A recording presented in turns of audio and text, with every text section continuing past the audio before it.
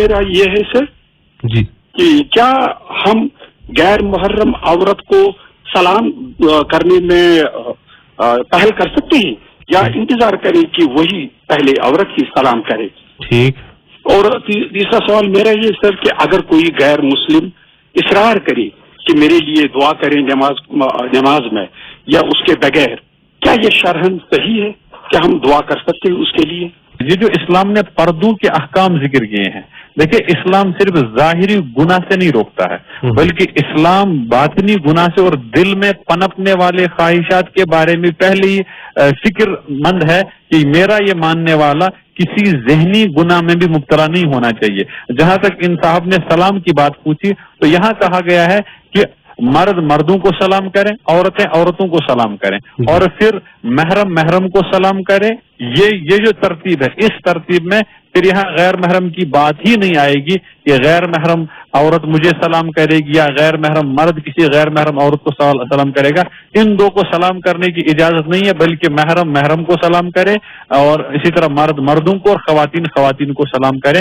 وجہ اس کی وہی ہے کہ جو شیطان ہے، حدیث میں جو الفاظ آئے ہیں بڑے عجیب و غریب الفاظ آئے ہیں. نبی پاک علیہ السلام نے فرمایا ان الشیطان یجری من الانسان مجرى الدم، شیطان انسان کی باڈی میں ویسے ہی گردش کرتا ہے، ویسے ہی چلتا ہے جیسے اس کی رگوں میں خون چلتا ہے، یعنی خون جسم کے ہر عضو میں پہنچ جاتا ہے. اسی طرح شیطان کی تاثیر بھی انسان کے ہر عضو میں پہنچ جاتی ہے. کہیں ایسا نہ ہو کہ شیطان مجھے کسی ایسے گناہ میں مبتلا کرے. اس میں مجھے ایک اور واقعہ یاد آ گیا. اسی حدیث کے ذیل میں حضرت نبی پاک علیہ الصلوۃ والسلام، رمضان کا زمانہ تھا، عشاء کے بعد آپ سے آپ کی ایک اہلیہ محترمہ ملنے کے لیے آئی تھی اور وہ اب واپس جا رہی تھی اپنے حجرے میں، کیونکہ ان کا حجرہ مسجد نبوی کے ایک دوسری طرف میں تھا، حضرت صفیہ رضی اللہ تعالیٰ عنہ ام المومنین.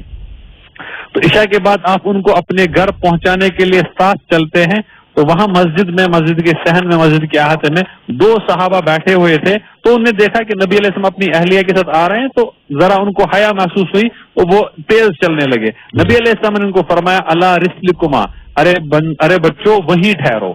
جب وہ رک گئے تو نبی علیہ السلام آگے بڑھے اور ان سے کہا یہ میری گھر والی ہے.